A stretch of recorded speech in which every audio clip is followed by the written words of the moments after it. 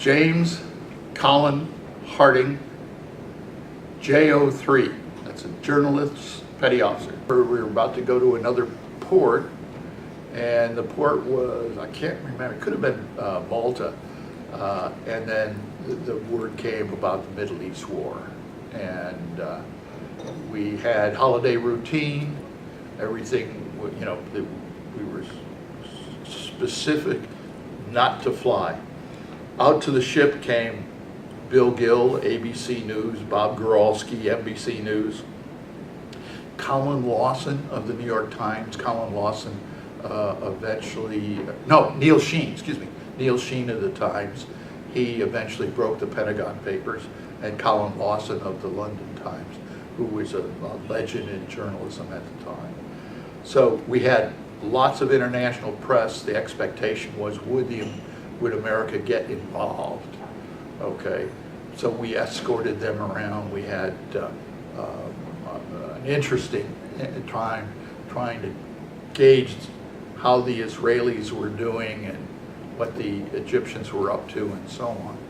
And then that kind of settled down, and just as we're thinking, hey, this stuff's over, the Liberty was attacked by A4s from the Israeli Air Force and some patrol boats. And I think the story's been well written. It was reportedly a mistake, which I think is untrue. I think it was a deliberate attack by the Israelis to tell the U.S. stay out of their affairs. And they killed a bunch of kids. I learned later in reading a book that, you know, they had used napalm against a ship. So rather than us going to them, okay, they had to come to us. Now be aware that with the international press on board, we did launch the ship's cap off of catapults 3 and 4. They were F-4 Phantoms. Okay, they went out and they were followed by A4s that had bullpup missiles. It was one of the early guided ordnance. And they went out for the launch, while in the meantime, they were arming the rest of the squadrons with dumb bombs. Okay, and the mission was, the F4s were to shoot down everything they could, let one guy go, follow him to whatever airport he went to, and then pit the runway with the bullpups. As it turned out, they weren't gone 10, 15, maybe 20 minutes, and then they were recalled because the Israelis admitted that they had screwed up.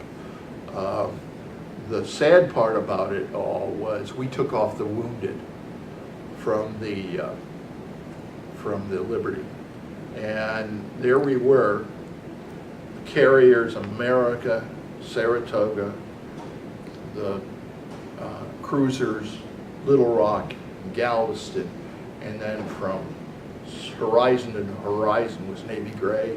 All the tin cans were there, and you know, it was a massive fleet.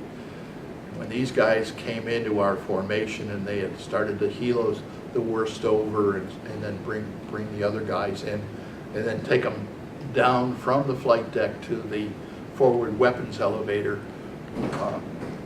I could still see their faces. They looked right through us.